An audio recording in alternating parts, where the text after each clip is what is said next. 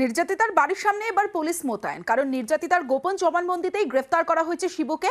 3 constable এবং 1 sub inspector পদমর্যাদার police মোতায়েন করা হয়েছে।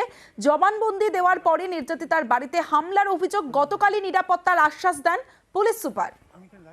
প্রাথমিকভাবে খোঁজ নিয়ে বের হয়েছে যে কালকে ওনার যেটা তদন্তকারী অফিসার ওনার কেসের, ওনার সঙ্গে গেছিলেন কথা বলতে, ওনাকে পাইনি, ওনার বাড়িতে তালা ছিল। তারপর পরে আবার রাতে আরেকবার ভিজিট করা হয়েছিল, তখনও উনি ছিলেন না। তখন একটা পুলিশ পিকেট টিম পাঠানো হয় যাতে ওনার বাড়িতে কোনো মতন ভাবে ভাঙচুর বা কিছু না হয়। ওটারও ভিডিওগ্রাফি আমরা করে রেখেছিলাম, খতিয়ে দেখছি। যদি এরকম ওনার যেটা কমপ্লেন্ট আছে যদি এরকম সত্যি হয়ে থাকে তাহলে আমরা কড়া স্টেপ নেব। গতকালকে নিরাপত্তার আশ্বাস, আজ থেকে নিরাপত্তা, কিন্তু নিরাপত্তা পেয়েও আতঙ্ক কাটেনি নির্যাতিতার।